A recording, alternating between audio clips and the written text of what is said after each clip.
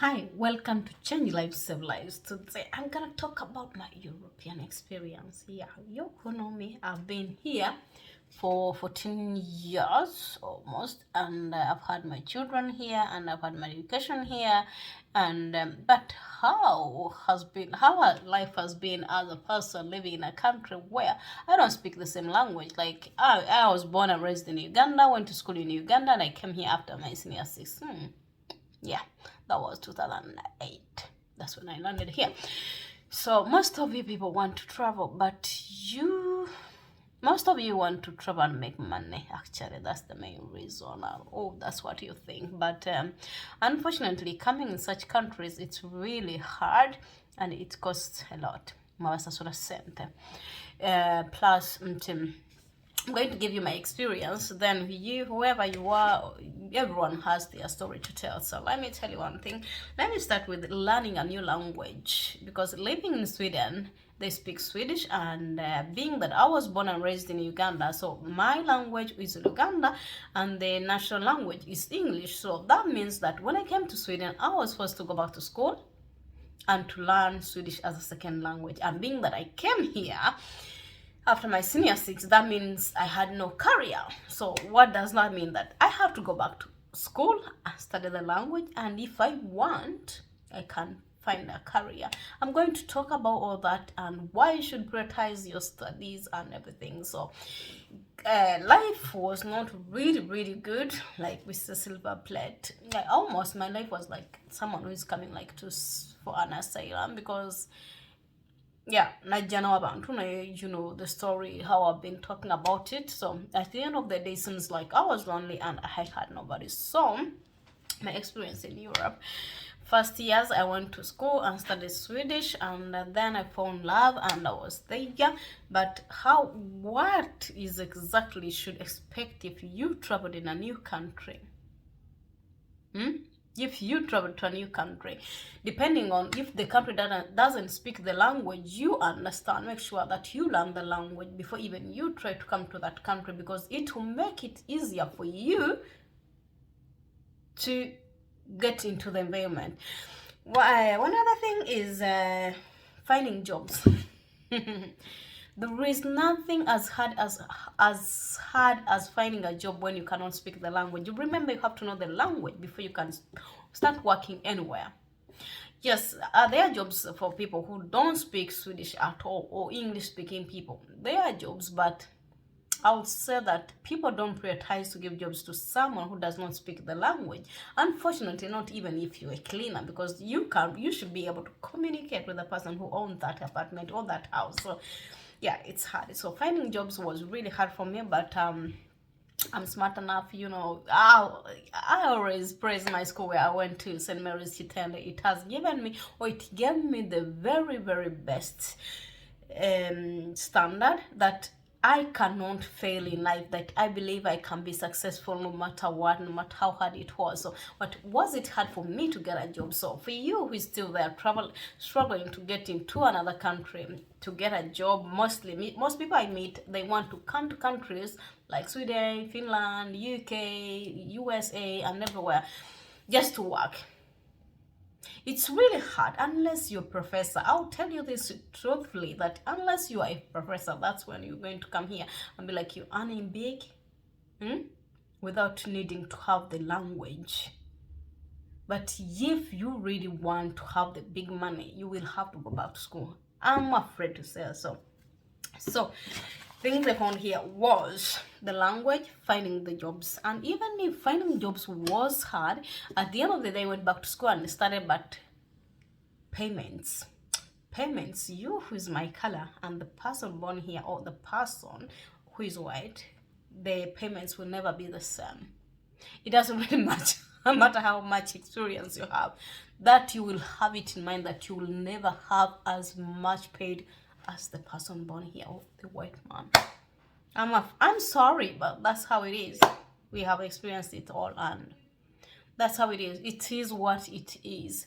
And another thing about racism is, like, I have been to many places, but in Sweden it's not like you find racism to be like they put it into your face.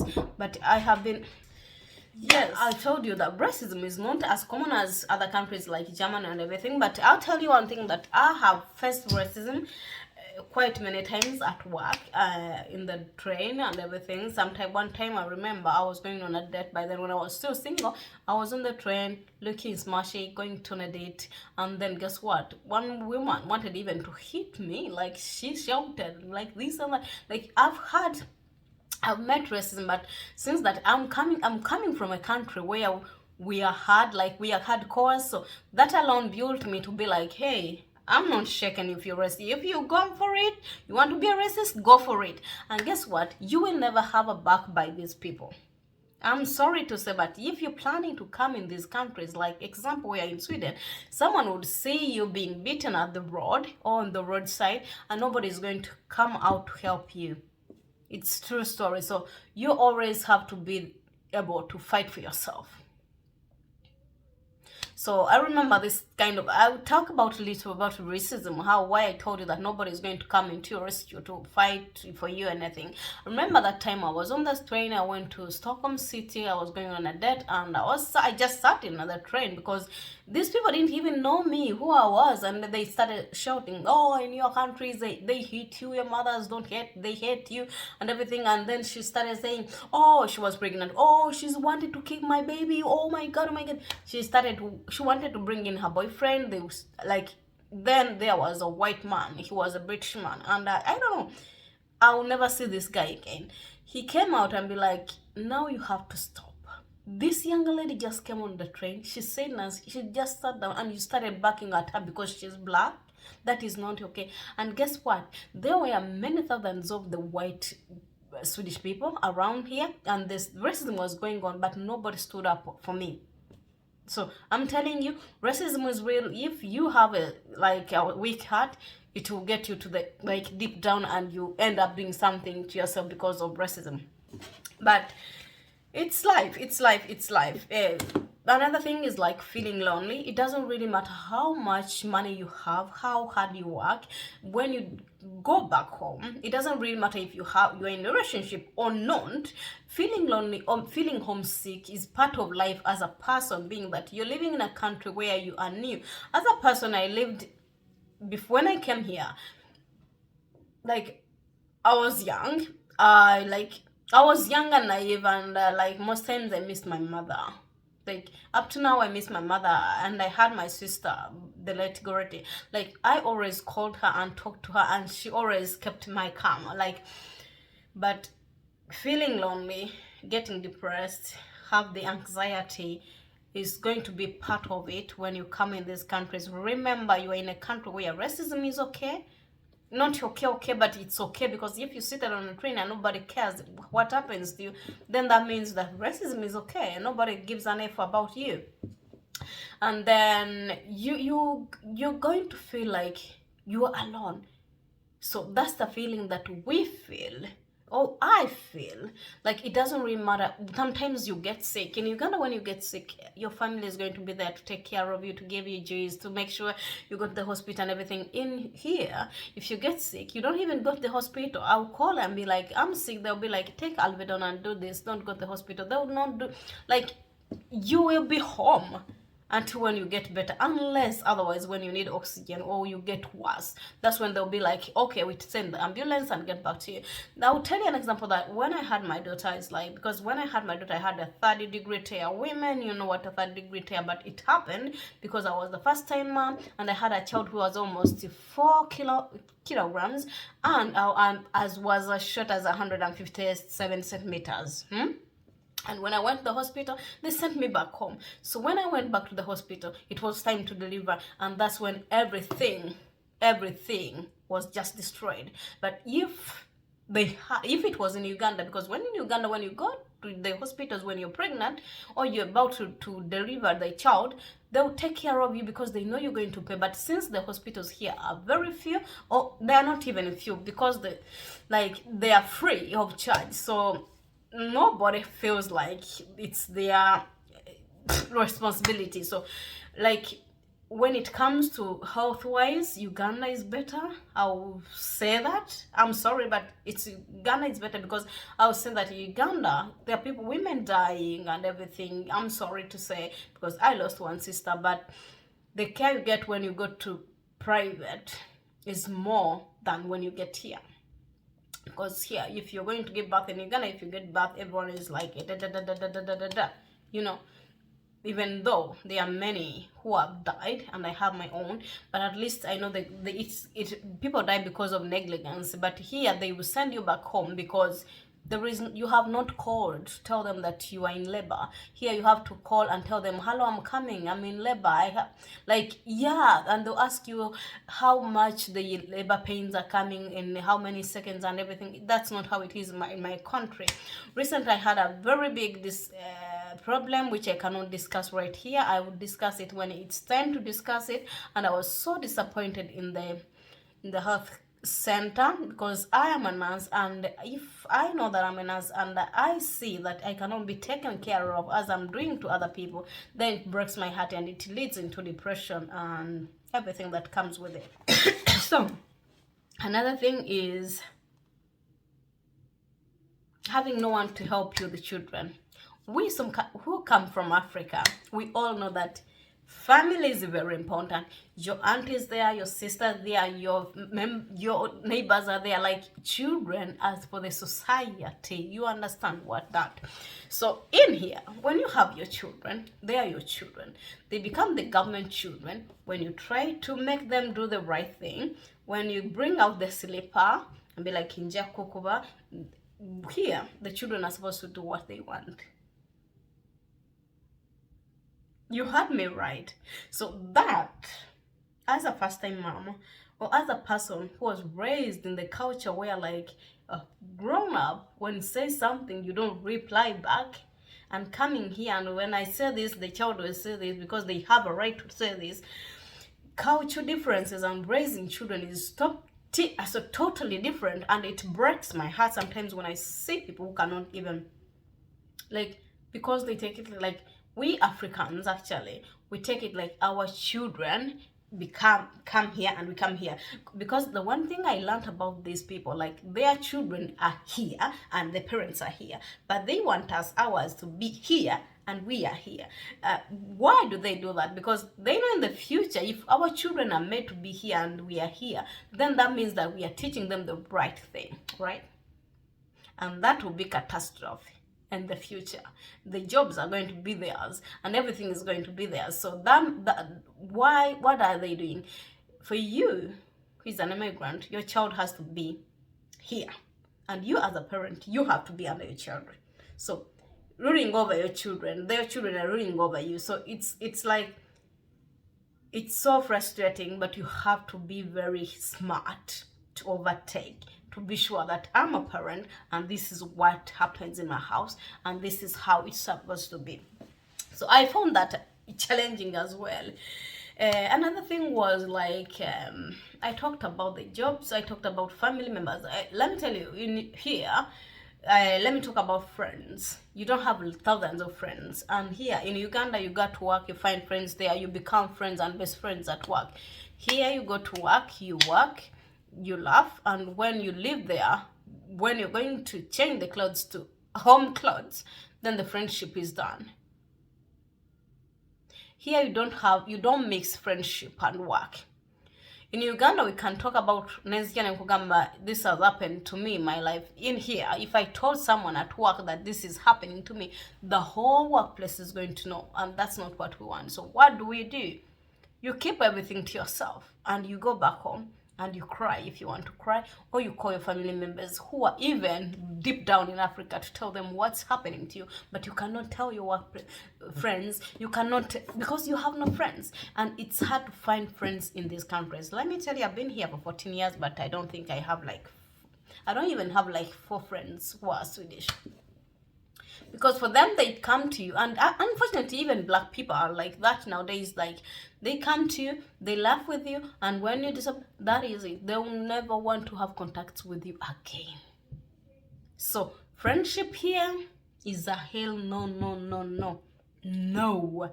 And I appreciate all my friends that I have created in this country, because I have got the best friends in the whole continent. I think mine are and I appreciate them. What more would I talk about living in the Europe? If you feel like there is something you wanted to know about the European life and everything, please leave a comment or ask me anything, or send an email on meridanaka3@gmail.com. meridanaka3@gmail.com.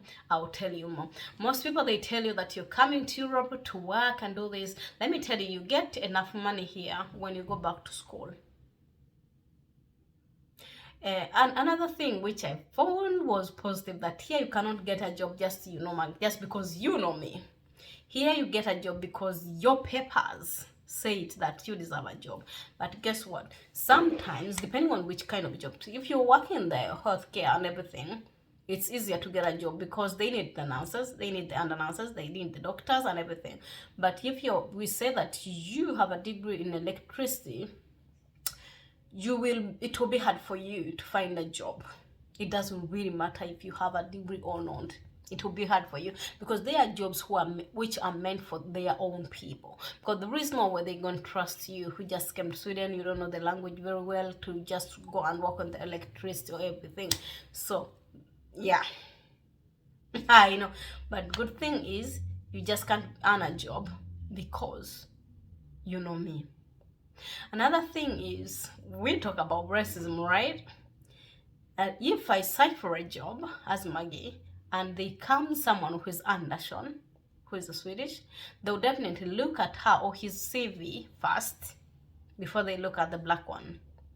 There are some scenarios whereby people call themselves, if I get married to a Swedish man and I call myself a Swedish name, they definitely call me. But if they look at me like I'm black, they will definitely not give me a job because they wanted someone white.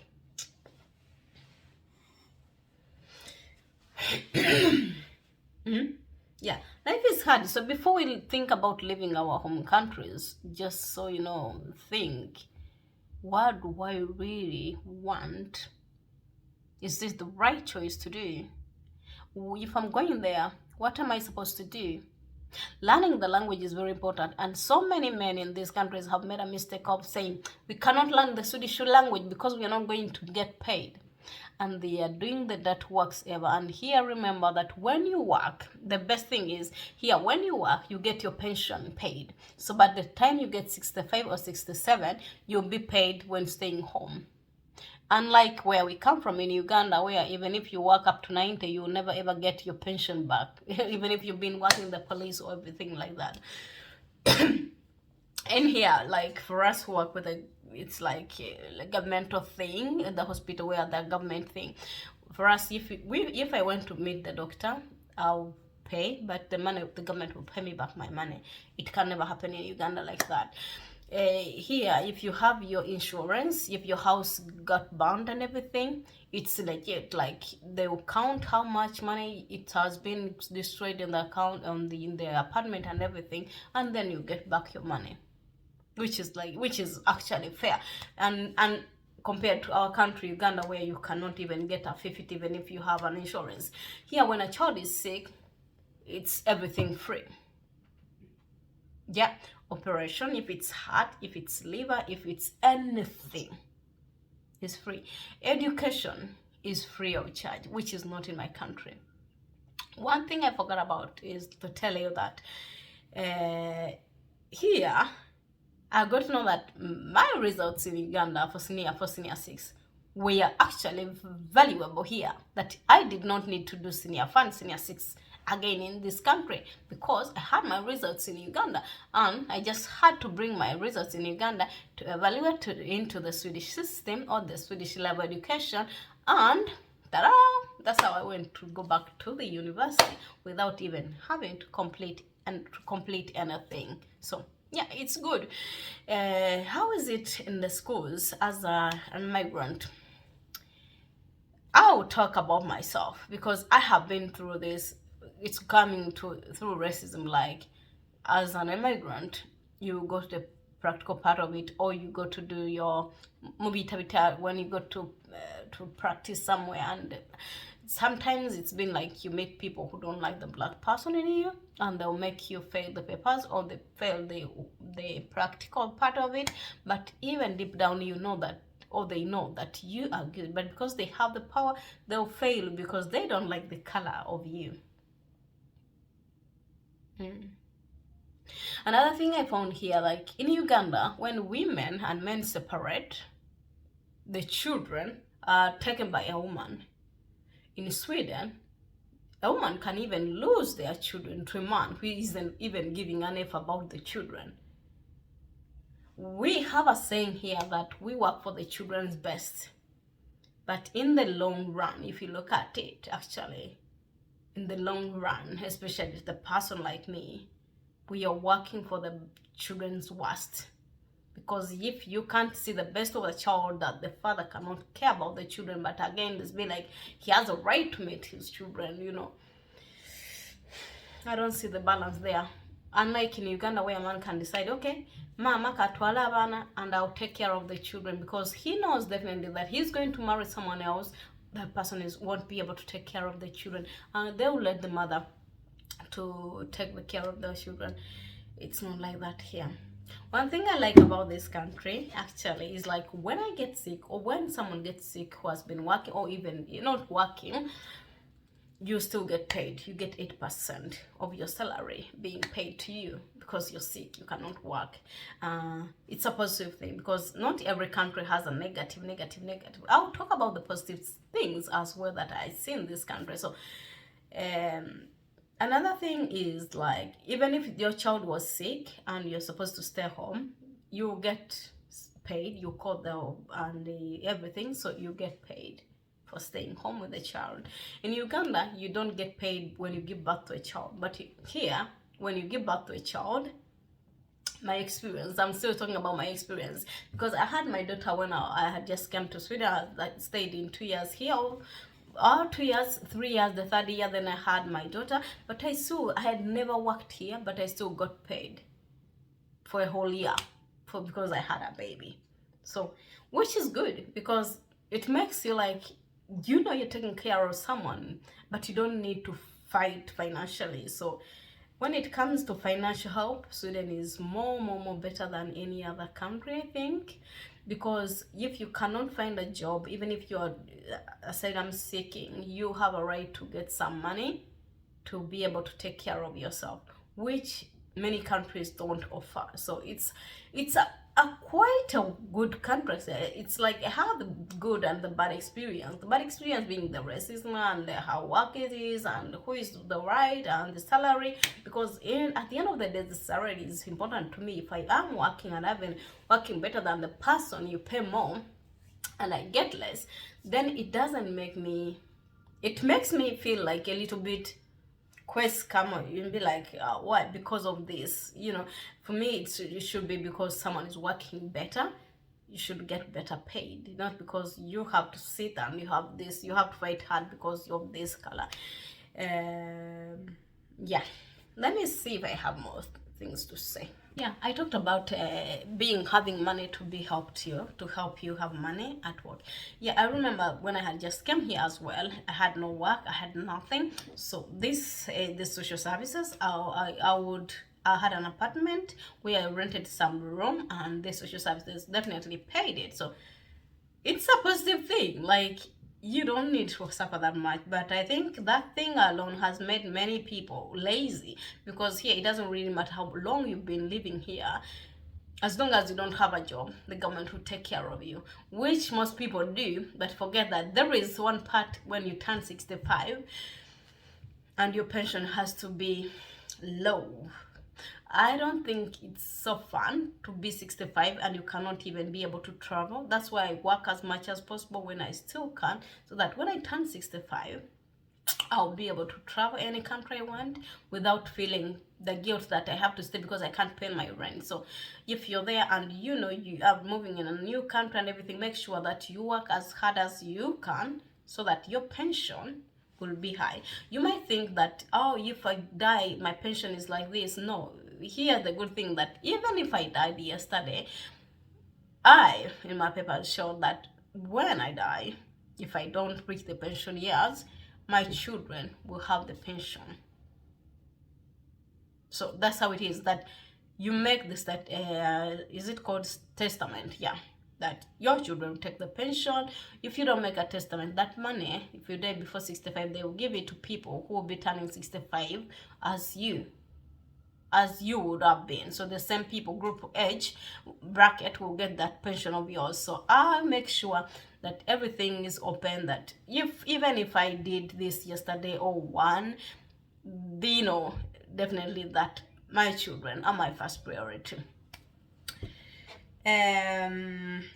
What more can I tell you? Yeah, a lot I can talk about these countries. Yes, in these countries, let me talk about relationships in countries like this. Many almost relationships with the black people, the relationships haven't worked so hard good, because we have this kind of equal 50-50. So in Uganda, a man goes to work and a woman goes to work, and a man will take care of the family alone.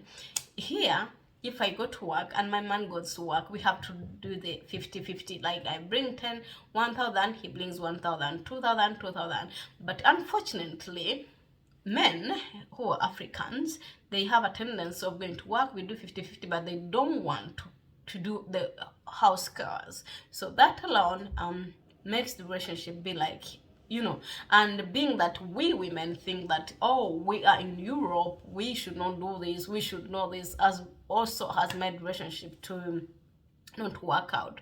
But otherwise, yeah, relationships black to black, they are not always successful. We have so many single fathers, we have so many single mothers. So relationships in these countries, actually even whites, relationships are bad. I think it's about the stress and everything. The system itself makes the relationships fail. Do you understand me? So if you're there and you think you're going to have a successful one, you have to pray about it. It's prayer, my dear, otherwise it won't come to the way you want it to come. I'm not trying to scare you, but that is it. But if the right one is there with you, you definitely overcome all the struggles and everything. Yeah, one thing about, I have a lot to tell you. We have what we call, like, when you have children, we have what we call Bambi drug money that comes from the government to the children, so that you can be able to take care of the children. It's not that much. It's like 300,000 or 400,000 per child shillings. So yeah, like 500,000, 400 to 350,000 per child, which is a lot to people who don't work. It's a lot of money, but I give people advice: if you give that kind of money to your children, save it for your children, because remember, these children have to take the driver's license, have to go to the university, have to do everything. Even though the university is cheap, but they have to buy their own houses. So we should start like now to save our children.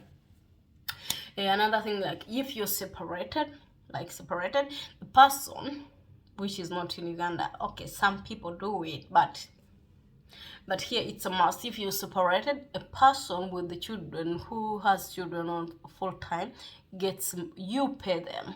You pay the other partner who has children, and that has happened to me. I had lost my children year 2017 to 2021, and I was paying each month 1 million to my ex-boyfriend. Yeah, each month for 3 years I was paying 1 million plus. So that's life. So you paid every month, not 1 million just by year, 1 million every month. So yeah, it's so weird, like it's so weird actually, but it's like the system is like that, which is actually okay. But yeah, you pay 1 million to the other partner, take care of the children. So it's up to him to take care of the children or not. Just like I told you that the government here can choose to give a man the children and they leave the mother, even though it's a man who has decided to end the relationship or to be violent in a relationship. So because here the thing is, you have to have enough evidence to show that this happened to me. That's the worst, because you cannot record each and every scenario, and these people who are making the scenarios, they know, they destroy the evidence so quickly that if you don't know nothing, you go to the court and you have no evidence. So it's like here, word against word. If I come out and say he did this, and that without the evidence, then they're going to set him free. Unlike in Uganda, if I went there and I lost my hair here, that would be enough evidence. Or if I had a slap here, that would be enough evidence to be like, no, he has done this or she has done that. Unlike here, that you need a pile of evidence, you have the voice, the written, and everything to show that this is what has been going on. It doesn't really matter even if the children are into danger, you have to find the evidence. Yeah, so that's how criminals walk free here. You know that. Yeah, I think if you have more questions, please send an email on meridanaka3@gmail.com. meridanaka3@gmail.com. That's where I'll be able to answer all your questions. Don't forget to interact. Banange, if you have anything that you want to know, send a message, leave a message here and tell us. And I want to remind you that one of the most coming videos in this year or the end of the year is going to focus mostly on women. So if you know anyone, or if you are the one in this kind of situation where you have had a miscarriage, have had a failed relationship, you have had lost your child in any way, by car, by whatever way, please, if you've ever been raped, if you, like any woman, like teenage marriages, teenage pregnancies, please don't forget to contact us. We shall be so glad to have an interview with you to save other women or other girls or other younger people from going through the same thing that you went through. So thank you for watching. Don't forget to subscribe, click on the notification bell, share this information. Until next time, I love you. Peace out.